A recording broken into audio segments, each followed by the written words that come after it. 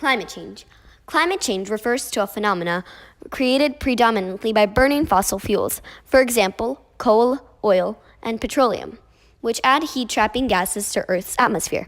These phenomena include the increase of temperatures described as global warming, but also encompass changes such as sea level rise, ice mass loss, shifts in flower plant blooming, and extreme weather events. Global temperature rise. In the late 19th century, the planet's average surface temperature was about 1.6 degrees Fahrenheit, less than it is today, which was mostly caused because of the increased carbon dioxide and other human-made emissions, such as burning fossil fuels. Most of the rising temperatures on the planet's surface happened in the past 35 years. The 5 warmest years on record started taking place after 2010. 2016 being the warmest year on record. January through September were being the warmest months on record. Causes of climate change. Most climate scientists agree that the main cause of the current global warming trend is human expansion of the greenhouse effect.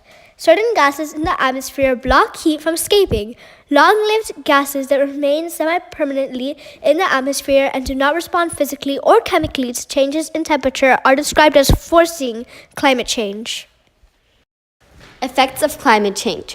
Global climate change has already had observable effects on the environment. Glaciers have shrunk, ice on rivers and lakes is breaking up earlier. Plant and animal ranges have shifted and trees, flowers bloom sooner. Effects that scientists had predicted in the past would result from global climate change are now occurring. Loss of sea ice, accelerated sea level rise, and longer, more intense heat waves. Sea level rise. The 3 main reasons why warming causes global sea level rise are oceans expand, ice sheets lose ice faster than it forms from snowfall, and glaciers at higher altitudes also melt.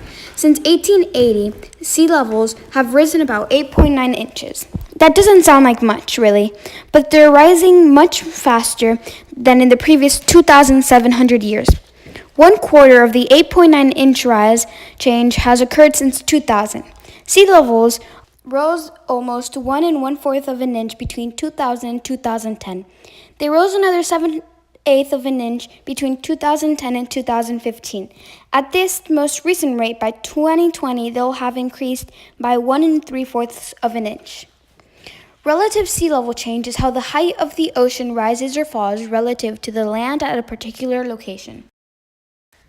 In contrast, absolute sea level change refers to the height of the ocean surface above the center of the Earth, without regard to whether nearby land is rising or falling. Many people think of global warming and climate change as synonyms, but scientists prefer to use climate change when describing the complex shifts now affecting our planet's weather and climate systems.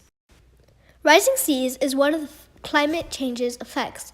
Average sea levels have swelled over 8 inches, about 23 centimeters, since 1880, with about 3 of those inches gained in the last 25 years.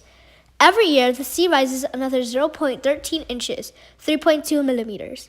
As humans continue to pour greenhouse gases into the atmosphere, oceans have tempered the effect. The world's seas have absorbed more than 90% of the heat from these gases, but it's taking a toll on our oceans. 2018 set a new record for ocean heating. Solutions. Local officials can make a huge difference simply by talking about the risks of flooding to their constituents. It is also vital for local officials to create a basic plan to protect critical infrastructure. With bold leadership and smart planning, communities can limit the damage from flooding and protect their schools, hospitals, roads, and local economy. Local action can also lower the cost of homeowners' flood insurance premiums, helping them save hundreds of dollars each year. While local communities are the first line of defense, they need support from the state and federal level to succeed. Building high walls and similar structures might help reduce seawater intrusion up to a certain level, but this solution doesn't help when the sea level rises drastically and even during tsunamis striking the coastal regions. Constructing levees might help, especially if the particular coastal region experiences less increase in ocean water over a longer period of time. Planting and maintaining mangroves is considered as a potential natural mitigation measure against this situation.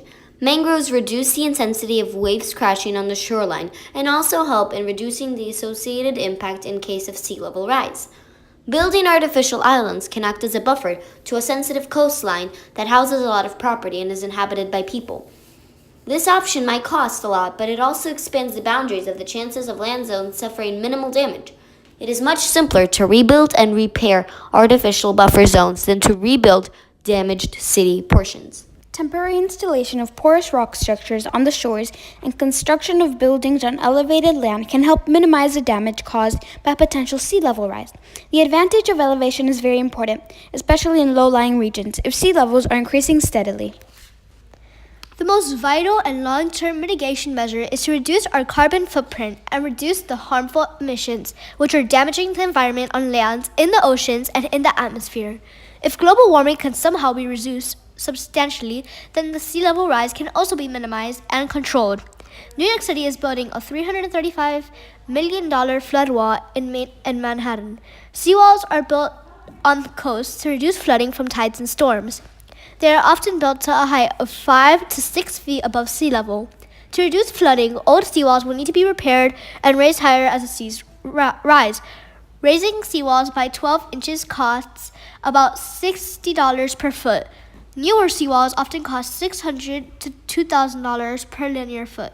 Sea level rise on Miami and Florida. Miami is very vulnerable to climate change. Miami has the U.S.'s top 3 skylines, and there are a lot more factors at play. Miami is one of the major U.S. urban centers. Most people think that seawalls can be built, but most of Florida is built on limestone, so everything underground would end up being soaked in seawater. Even if we put up things like seawalls, sewage lines would still be underwater. Miami may not be a major U.S. urban center in a handful of decades because of this. Florida's first industry being tourism and Florida's second biggest industry being agriculture.